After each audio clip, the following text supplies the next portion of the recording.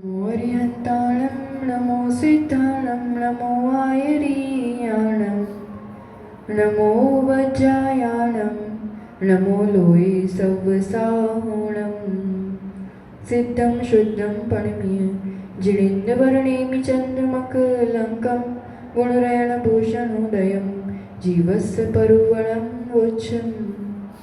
पंच परमेश जी भगवान की, तपस्वी सम्राट आचार्य सन्मति सागर जी महाराज की, चतुर्थ पट्टाधीश आचार्य रोगन सुनील सागर जी गुरुदेव की।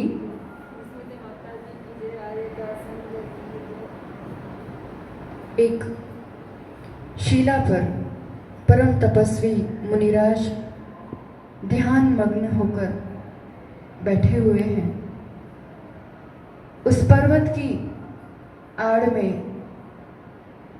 बिल्कुल समीप उससे लगा हुआ ही बहुत मनोहर शांत शीतल जल का बड़ा सा सरोवर है, पर पहाड़ की आड़ के कारण वो दिखाई नहीं देता है सबको।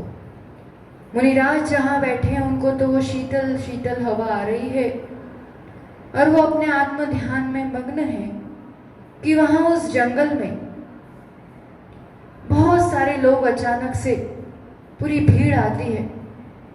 लंबी यात्रा करके आए हैं, भटक गए हैं और इतना ज़्यादा गर्मी और इतना थकान और बहुत ज़्यादा प्यास के कारण आकुल व्याकुल है कि बस पानी तो मिल जाए। इस शोरगुल में मुनिराज अपना ध्यान विसर्जित करके देखते हैं कि वो लोग बहुत परेशान हो रहे हैं, गर्मी है, प्यास है। उनकी गर्मी को, उनकी प्यास को शांत करने के लिए वो तो जानते थे कि पास में ही सरोवर है, इन लोगों को दिख नहीं रहा है, तो सबको कह रहे हैं बड़े करुणा से कि ठहरो ठहरो। पर लोग एक तो आकुल व्याकुल और भीड़, और एक दौड़ रहा तो उसके पीछे दूसरा, दूसरे के पीछे तीसरा, किसी को आवाज भी सुनाई नहीं दे रही और वो चला जाएगा, मैं रह जाऊंगा, मेरे छूट जाएंगे, ऐसे करके सभी भागे जा रहे हैं, किसी को आवाज सुनाई नहीं दे रही। उसमें से एक व्यक्ति जिससे चला नहीं जा रहा था, बिल्कुल भी आगे नहीं बढ़ा जा रहा था, उसके कान में मुनिराज की आवाज सुनाई पड़ती है और वो रुक जाता है। रुक के मुनिराज के समीप पहुंचते ही उसे एक शीतलता का एहसास होता है और फिर मुनिराज उसे कहते हैं, घबरा मत, देख थोड़ा सा पहाड़ के उस तरफ कितना बड़ा सरोवर है, जा और पानी पी ले, प्यास बुझा ले। और सचमुच वो देखता है तो देखने अभी तो गया नहीं है, पहुंचा नहीं है, स्पर्श नहीं किया है, पानी पिया नहीं है, पर देखते से ही उसे जो एक संतोष, एक आनंद, जो एक आह्लाद होता है, तो फिर जो चला ही जाए, एक घूंट पी ले और उसमें भी अगर कोई डुबकी लगा ले तो उसके आनंद की तो बात ही क्या। ऐसे ही आचार्य भगवंत कह रहे हैं, इस कोलाहल में, इस भीड़ में दौड़े जा रहे हैं, त्रस्त है व्यक्ति, प्यासा है कि सुख मिले, अब मिले। मुनिराज को दिख रहा है इंद्रियों के इस पार ही तो ज्ञान सरोवर, आनंद का सरोवर बह रहा है, हमें दिखाई नहीं दे रहा है। जिसे मुनिराज के उपदेश से ख्याल आ जाता है और वो ज्ञान सरोवर दिख जाता है, वही सम्यक दृष्टि जीव जो मिथ्यात्व से चौथे तक पहुंचा, जो उसके समीप पहुंच पाता है, थोड़ा स्पर्श कर पाता है, वही हो गया देश संयमी। जो एक अंजलि भर पी सकता है, थोड़ा सा प्यास को समाप्त कर सकता है, वो छठे गुणस्थान वाला, और जिसने उसमें डुबकी लगा दी है ऐसा अप्रमद गुणस्थान से, अब वो उसी में तल्लीन है, मग्न है, अब उसको बाहर की दुनिया से कुछ मतलब नहीं है। ऐसी निर्विकल्प अवस्था, ज्ञान मग्न, शुक्ल ध्यान में मग्न, अपने आत्मस्थ अवस्था में ज्ञान ज्ञान और सिर्फ ज्ञान, सिर्फ और सिर्फ ज्ञाता दृष्टापना, और उस ज्ञाता दृष्टापना में वो जो अब डुबकी लगा रहा है कि वह जीव उस परिणामों की विशुद्धि बढ़ाता हुआ अब उस मुकाम तक पहुंचा है कि पहले तो ऐसा भी हो जाता था कि शायद नीचे वाले जीव और ऊपर वाले जीवों के परिणाम मिल जाए, पर अब तो प्रति समय विशुद्धि बढ़ रही है और प्रति समय अपूर्व अपूर्व अनुभूति, अपूर्व परिणाम, अपूर्व आनंद।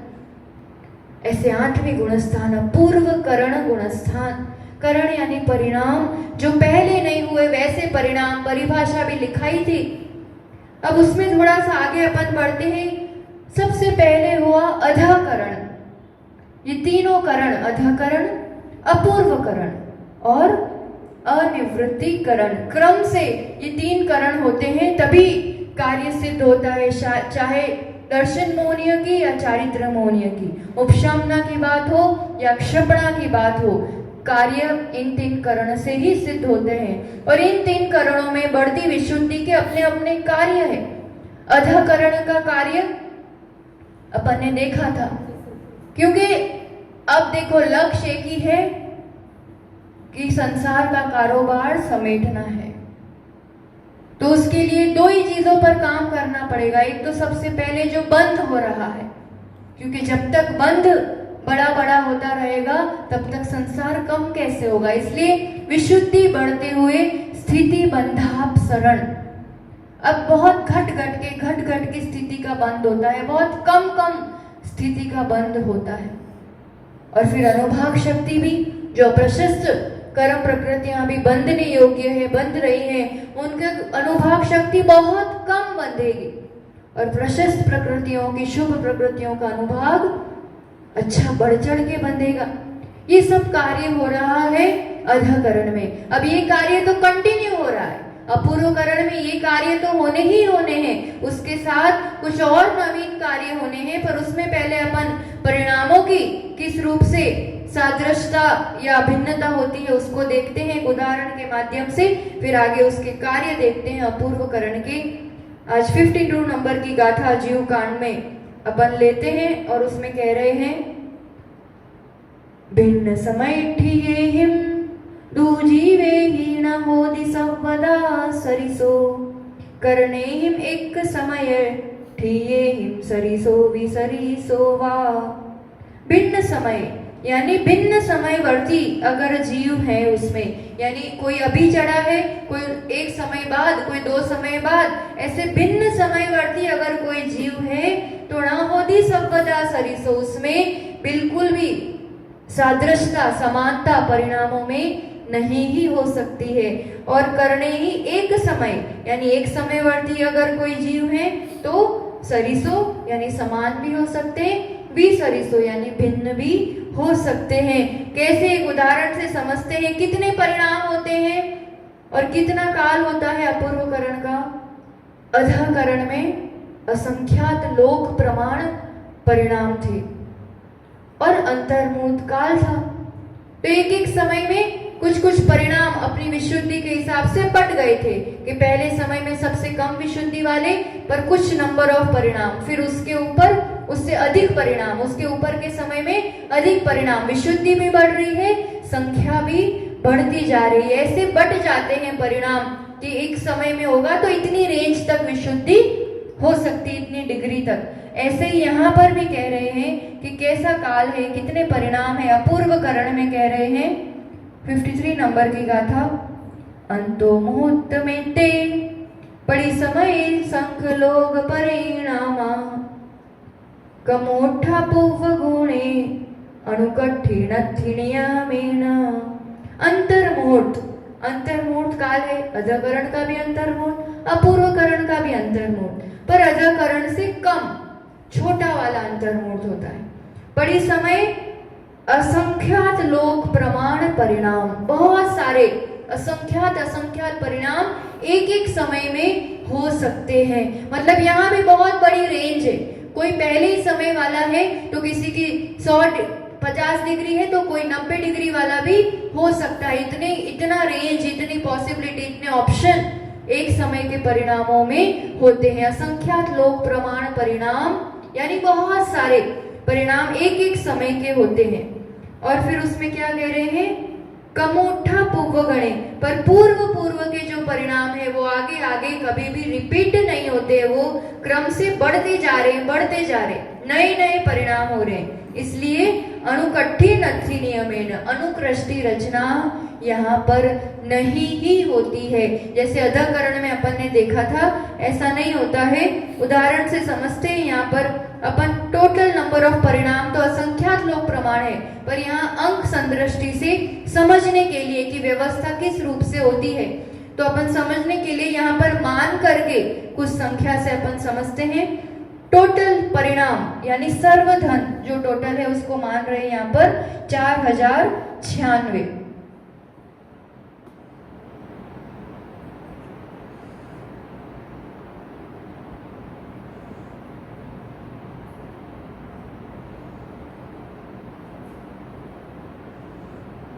समय या गज, ये पूरा अपन ने अधाकरण में जो सब फॉर्मूलाज देखे थे जिस रूप से निकालता वही सब रिपीट होगा। गज यानी उसकी लंबाई, काल, समय। तो यहाँ पर 8 समय मान रहे हैं अपन, यानी एक एक समय का देखेंगे और संख्या माना है 4। अब सबसे पहले अपन को देखो यहाँ पर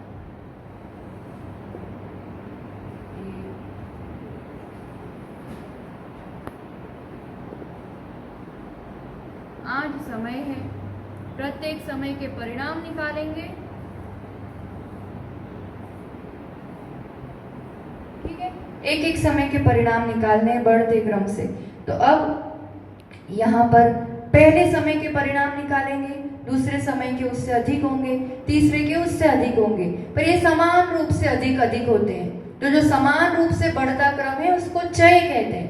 तो एक बार चय मिल जाएगा और पहले समय के परिणाम मिल जाएंगे, तो फिर चय बढ़ा के दूसरे समय के, उससे बढ़ा के तीसरे समय के, अपने आप 8 समय के मिल जाएंगे। तो चय का फॉर्मूला था अपने पास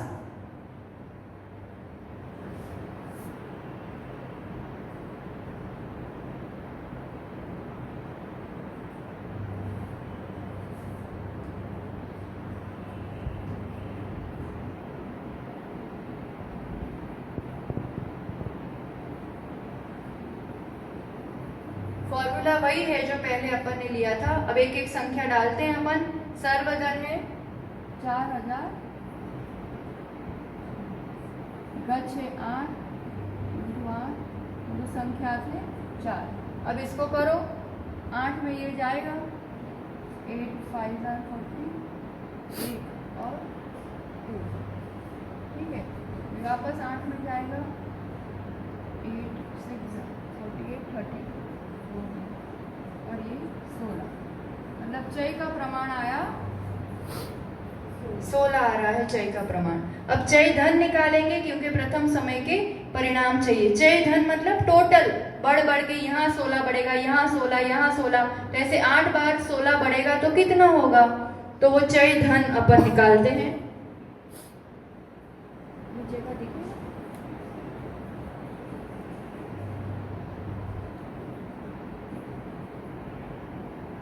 फॉर्मूलाज पहले ही वाली देख लेना, वही है।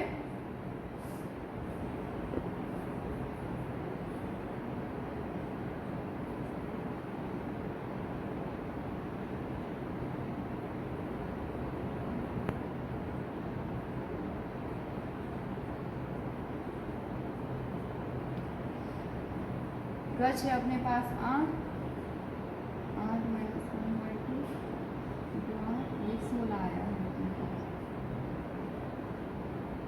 ये जाएगा और ये 7 × 4 × 16 होगा। तो ये पूरी संख्या आ रही है अपने पास। चय धन पूरा मिला के आएगा 448, 448। ठीक है ना, ये चय धन आ गया। अब पहले समय के परिणाम सर्वधन माइनस चय धन डिवाइडेड बाय गज, यानी पहले समय के परिणाम चाहिए अपन को।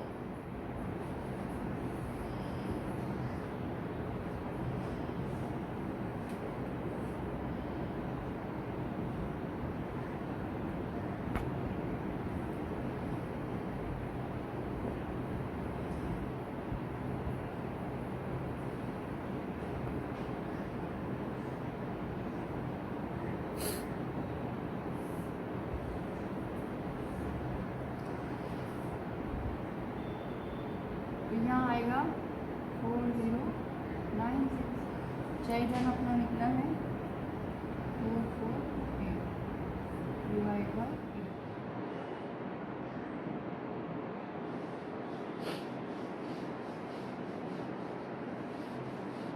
पहले समय के परिणाम आए 456, अब उसमें दूसरे समय के परिणाम 6 अधिक यानी 16 अधिक, तो कितने हो जाएंगे? 456 में 16 मिलाएंगे तो 472, 472, ऐसे करते जाइए।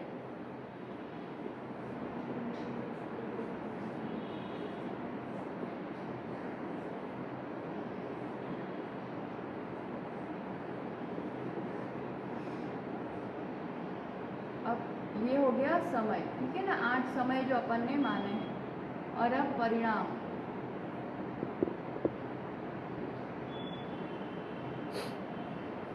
कुल परिणाम एक एक समय के, टोटल तो है 496, तो एक एक समय में कितने होंगे? तो ये पूरा अपन ने गणित करके फॉर्मूला से निकाला कि पहले समय में टोटल परिणाम है 456। अब चय की राशि भी निकाली 16, तो दूसरे समय में 16 अधिक होंगे तो 472। अब अगले समय में और 16 अधिक होंगे, तो 16 अधिक करेंगे तो 488। अब 488 प्लस 16 करो तो 504, फिर 520,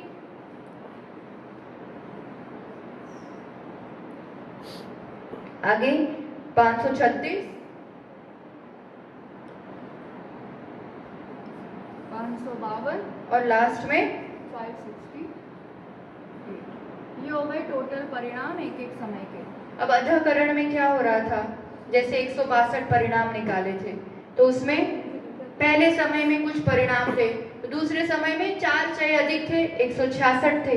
पर दूसरे समय में जो पहले के समय के कुछ परिणाम रिपीट हो रहे थे और कुछ नए परिणाम थे, वो अधःकरण की अवस्था थी। वहां पर जैसे कुछ परिणाम इस समय में भी है, तो कुछ परिणाम वही के वो इस समय में भी हो सकते हैं, इधर भी हो सकते हैं। ये ऐसे परिणामों का बंटवारा, जो डिग्री, जो विशुद्धि का लेवल था, वो उस रूप से था। अब बढ़ती विशुद्धि है, अब अपूर्वकरण है, तो अपूर्व अपूर्व परिणाम ही होंगे। तो मतलब ये जो 456 परिणाम है, वास्तव में जो असंख्यात परिणाम है, यहाँ पर अपन समझने के लिए कि 456 456 जो परिणाम है, तो ये एक से लेकर के 456 अलग अलग इतने नंबर ऑफ परिणाम है। और दूसरे समय में जो 472 472 परिणाम है, वो इससे पूरे नए ही 472 होंगे। इसमें से एक भी रिपीट नहीं होगा। आप इसकी गिनती लगाओगे पूरी, तो ये पूरे 4096 परिणाम होंगे। सब अलग अलग भिन्न भिन्न परिणाम है। आगे के समय में पूरे नए ही परिणाम होंगे। तो ये इसमें कौन कौन से? 1 से 4 56 हो गए। तब दूसरे में टोटल नंबर ऑफ परिणाम है ये 472। स्टार्ट कहां से होंगे? 457 से, क्योंकि ये तो एक भी परिणाम नहीं होने वाले हैं। संख्या भी अलग है तो विशुद्धि भी पूरी अलग है। ये एक एक परिणाम की विशुद्धि बढ़ती जा रही है, 1 से 2 की ज्यादा, 3 की ज्यादा, 456 की बहुत ज्यादा। और 456 से भी 457 नंबर का जो परिणाम है, जो विशुद्धि है, वो और अनंत गुना अधिक है। यहाँ 457 से स्टार्ट करेंगे, कहाँ तक जाएंगे? तो 472 परिणाम ऐड करो इसमें, तो पूरा ऐड करेंगे तो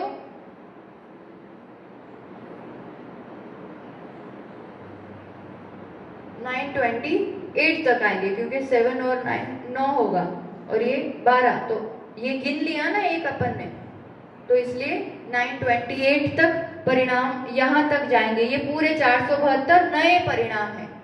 अब तीसरे में जाएंगे तो कहाँ से स्टार्ट करेंगे अपन? ये तो नंबर ऑफ परिणाम है, पर इसकी डिग्री कहाँ से स्टार्ट होगी? 929 से। अब आगे 488 परिणाम और जोड़ दो। हाँ, तो 1416 तक, ऐसा। तो यही ऐसे ही करते जाएंगे। अब यहाँ से एक नया लेंगे, आगे 500 और ऐड करेंगे इसमें, 1920 और 1921 से 520 और ऐड करो, 2400, 520, 21,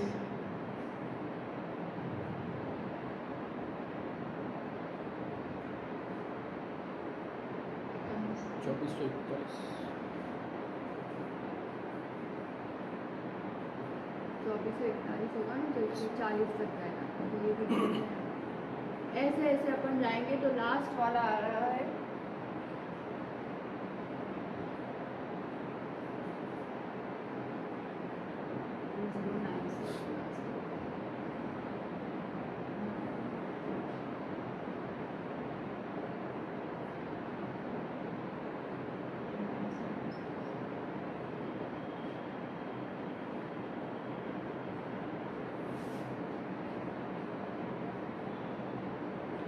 ये विषय ध्यान आ रहा होगा।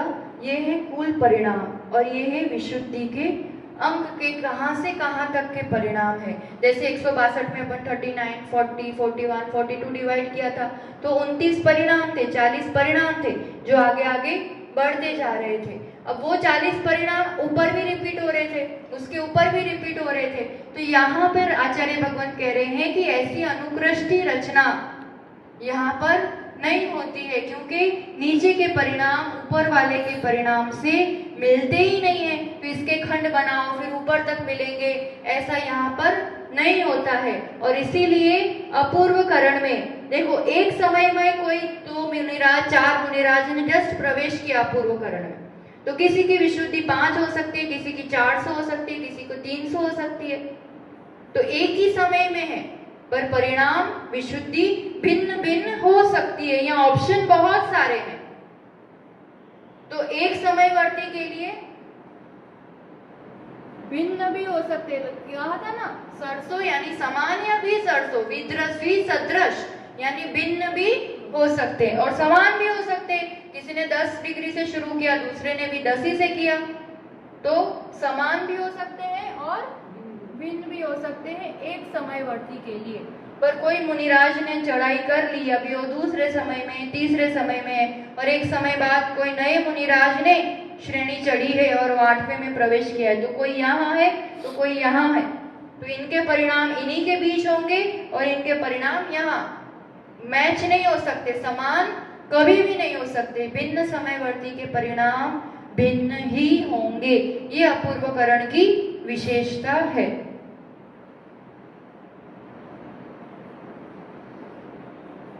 ये उदाहरण से मूल इतना ही समझना है कि इस रूप से एक एक समय में विशुद्धि बढ़ती है, एक एक समय में परिणाम बढ़ते हैं और नए नए परिणाम होते हैं। पहले वाले जीव के और ऊपर वाले जीव के समान नहीं हो सकते हैं, भिन्न समय में भिन्न ही होते हैं। इससे इसकी विशुद्धि ज्यादा, इससे इसकी विशुद्धि, इससे इसकी, एक एक परिणाम की विशुद्धि अनंत गुणा बढ़ती हुई रहती है। अब यहाँ पर अपन को समझना है, आचार्य भगवान कह रहे हैं कि इन अपूर्वकरण की जो बढ़ती हुई विशुद्धि है, मुनिराज तो ध्यान मग्न है, वो अपने में मस्त है, विशुद्धि बढ़ती जा रही है, तो उसमें अब काम क्या हो रहा है, कार्य क्या हो रहा है? क्योंकि अब अंतर्मूर्त के अंदर वो जीव सभी कर्मों को खत्म करने वाला है। तो अपूर्वकरण, अनिवृत्तिकरण, ये करण किए इसलिए थे, हुए इसलिए थे कि मोहनीय कर्म को अब या तो उपशमन करना है या क्षय करना है, पूरा खत्म करना है। इसलिए अभी 14 करण में क्या काम हुआ था कि बंद कम कम कम कम बंद हो रहा है। अब जो अपूर्व करण में मूल काम होता है वो सत्ता में होता है, क्योंकि सत्ता में तो पहले के बंधे हुए बहुत कर्म पड़े हैं, उसकी लंबी लंबी स्थितियां हैं, बड़े बड़े अनुभाग है, तो उसको खत्म नहीं करेंगे तब तक पूरा क्षय कैसे हो पाएगा। इसलिए ये मुख्य 4 काम अपूर्व करण में होते हैं।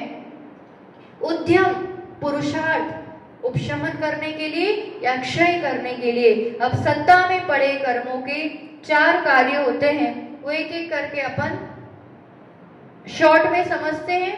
डिटेल में तो ये सभी पूरी क्षपणा और पूरा ये सब जब लब्धिसार ग्रंथ पढ़ते हैं ना, तो एक एक गाथा में एक एक उदाहरण से बहुत विस्तृत रूप से आता है और बड़ा आनंद आता है उस ग्रंथ को पढ़ने का भी।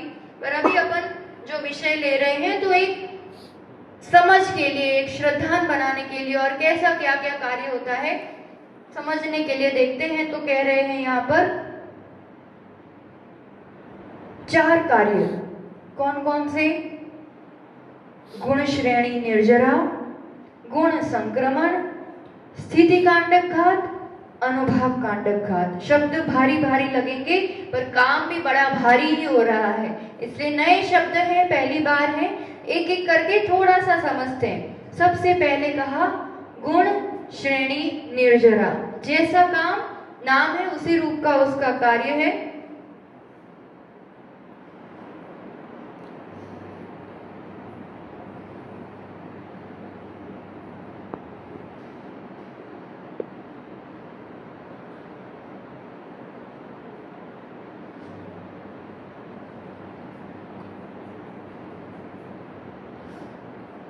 अभी जैसे हमने बताया कि सत्ता में काम करना है ना, एक एक समय में अपन कर्म बांधते हैं। कर्म बंध होता है प्रकृति, प्रदेश, स्थिति, अनुभाग। अब जो कार्य जो पूरा है वो सभी चीज स्थिति और अनुभाग की है।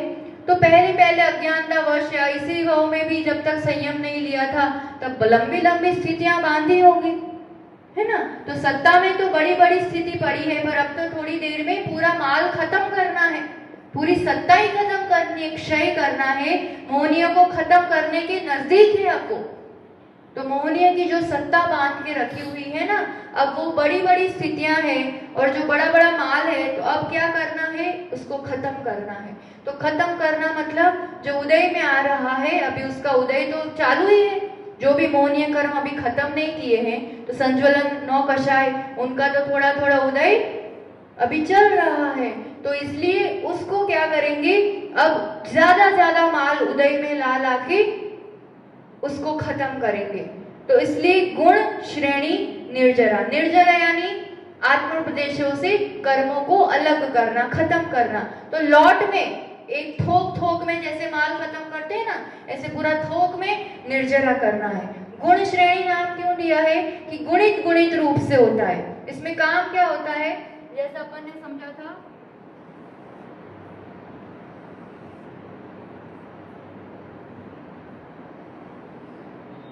ऐसे एक एक समय की पूरी निषेक रचना समझी थी ना अपन ने, कि सबसे पहले समय में ज्यादा द्रव्य होता है, बंद के समय जो ऑटोमेटिक एक निषेक रचना हो जाती है, आवादा काल को छोड़ करके पूरी पहले समय से अंतिम समय स्थिति तक पूरी निषेक रचना होती है। एक एक समय में द्रव्य बढ़ गया है, पहले में ज्यादा, फिर कम, चयहीन होते होते कम तक। ये है वास्तविक जो स्टेटस सत्ता का। अब ये उद्यावली है, एक एक निषेक उदय में भी आ रहे हैं, ठीक है। और अब यहाँ क्या किया जाता है,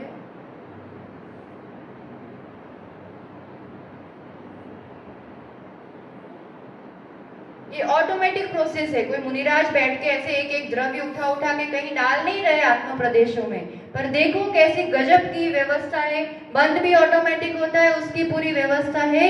तो ये सब खत्म करने की भी विशुद्धि के बल पर क्या जबरदस्त काम होता है। यहाँ से एक एक समय में बहुत सारा द्रव्य उठाया जाता है। एक एक निषेक में परमाणु है ना, हर एक एक निषेक में अनंत परमाणु है कर्म के, तो वो बहुत सारे उठाए जाते हैं। कुछ तो यहाँ दिए जाते हैं उद्यावली में, कि अभी के अभी उदय में उसी के साथ, जैसे 500 आने थे तो उसके साथ और 10 आ गए और 50 आ गए उदय में, पता ही नहीं चलेगा, ऊपर का माल खाली हो रहा है। और यहाँ जो दिया जाता है ना माल, यहाँ एक श्रेणी रचना होती है अंतर्मोड़ समय की।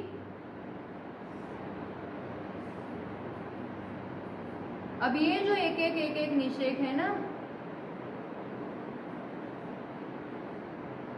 यहाँ से ये ऊपर का द्रव्य एक एक में गुणित रूप से दिया जाता है। जैसे यहाँ 10 परमाणु दिए तो यहाँ 40, तो यहाँ 160, तो यहाँ और 40 गुने और 4 गुने 4 गुने, ऐसे गुणित। इसलिए गुण श्रेणी, ये पूरी श्रेणी हो गई अंतर्मोड़ समय की। ऊपर का द्रव्य दे करके या गुणित रूप से दिया जाता है, बहुत ज्यादा। तब उद्यावली फिर जाएंगे, निर्जरा हो जाएगी, उसके अगले समय में और अगले समय में और। तो ये जो यूं घटते क्रम से सत्ता थी ना, निषेक रचना थी, एक गुण श्रेणी निर्जरा उद्यावली के ऊपर अंतर्मूढ़ समय के लिए समय के निषेकों में ऐसे रूप से द्रव्य दिया जाता है कि ऊपर का द्रव्य खाली करने जाना है और नीचे नीचे गुणित रूप से दे करके अब एक एक समय में ये अब उदयावली के बाद फटाफट उदय में आके एक साथ थोक में बहुत सारे कर्मों की निर्जरा हो जाएगी।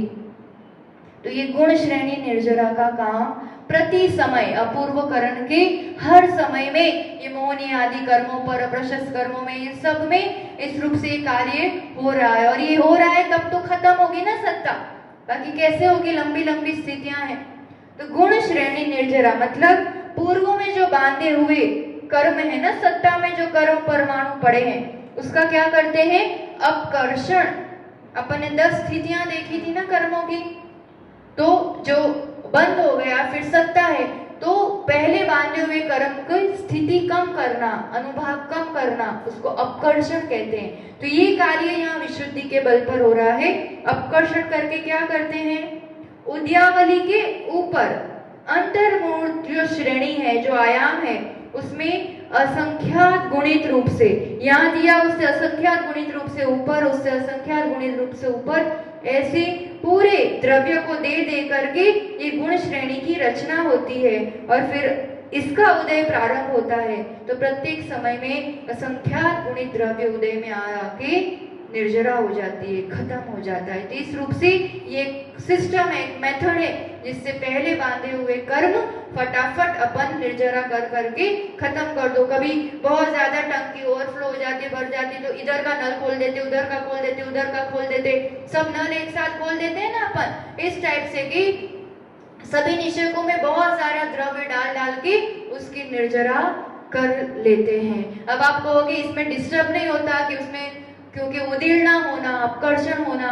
इतना ज्यादा द्रव्य उदय में आना, तो फिर विचलित भी हो सकते हैं मुनिराज। प्रिया विचलित नहीं होते हैं, कारण अपन आगे देखेंगे इसी में कि अनुभाग कांडक घात भी होता है। द्रव्य तो बहुत सारा है और उसकी अनुभाग शक्ति बहुत हीन कर दी जाती है, उसका प्रभाव न के बराबर रहता है। इसलिए बहुत सारा भी द्रव्य एक साथ निकल रहा है पर अनुभाग शक्ति ज्यादा नहीं होने से उनके परिणामों को विचलित नहीं कर पाते हैं। बाकी शोभशम वाली अवस्था में हमने समझाया था, कहा था कि सर्वघाती प्रदेशों का उद्याभावी क्षय किया जाता है और सद अवस्था उपशम टेम्पररी बिठा देते हैं कि उदीर्णा नहीं होगी, क्योंकि तब उदीर्णा होगी तो परिणामों को संभालना मुश्किल हो जाएगा, क्योंकि तब सर्वघातीपना है ना उन कर्मों में।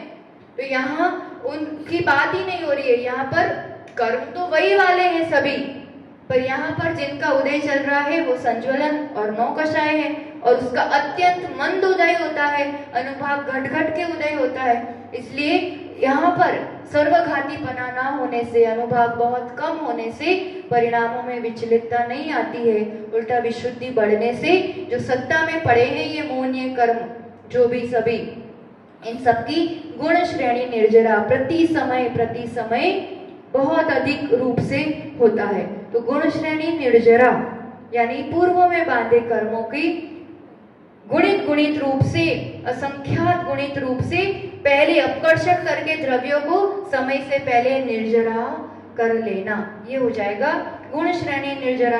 अब दूसरा काम क्या हो रहा है, उसी के साथ ये साथ साथ सब साइमल्टेनियस काम हो रहे, एक के बाद एक नहीं। एक तरफ सत्ता में द्रव्य को ऐसे किया जा रहा है तो दूसरी तरफ दूसरा काम है गुण संक्रमण।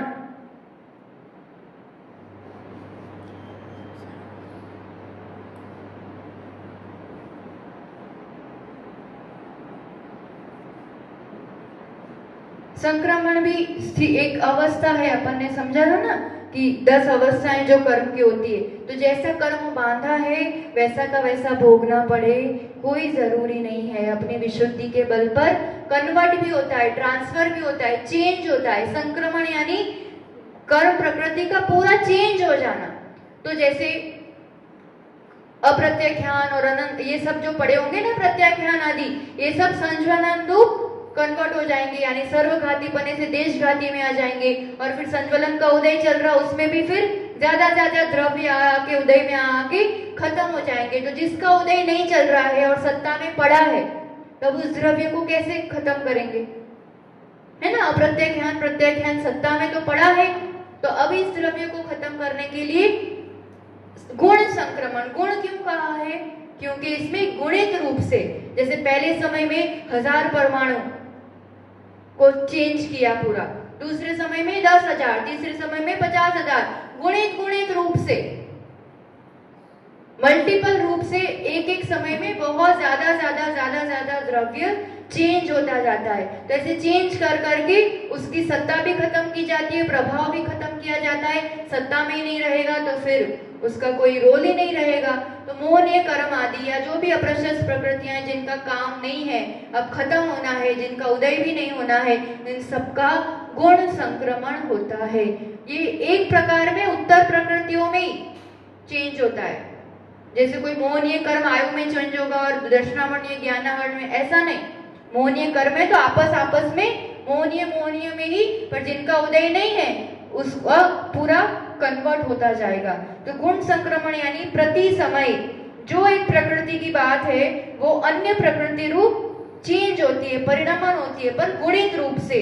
इस समय से अगले समय में बहुत ज्यादा परमाणु चेंज होंगे, उससे अगले समय में गुणित रूप से पूरे परमाणु कर्म के चेंज होते जाते हैं। और इससे जो कार्य होता है ना, इस रूप से सत्ता खत्म होती है। सब समझते हैं, सुनते हैं तो समझ में आता है कि हाँ, अगर बांधा भी है और अंतर्मूर्त में और कुछ ही वर्षों में तपस्या से कुछ काम होता है तो होता है, बड़ा काम होता है। जो मेरा ही बांधा हुआ कर्म इस रूप से खत्म भी होता है। एक एक समय का महिमा समझो, एक एक समय की विशुद्धि की महिमा, एक ही समय का बंधा हुआ कर्म अनंत संसार का कारण बन सकता है। तो एक ही समय के परिणामों की विशुद्धि अनंत संसार को खत्म करने में, कम करने में भी कारण बनती है। यानी एक एक पल का परिणाम बड़ा महत्वपूर्ण है।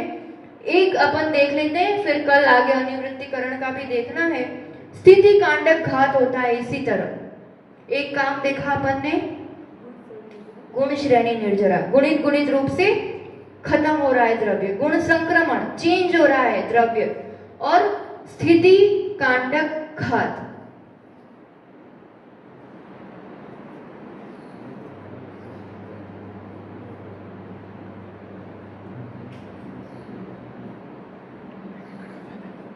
देखो लंबी लंबी स्थितियों को कम तो करना ही पड़ेगा, है ना।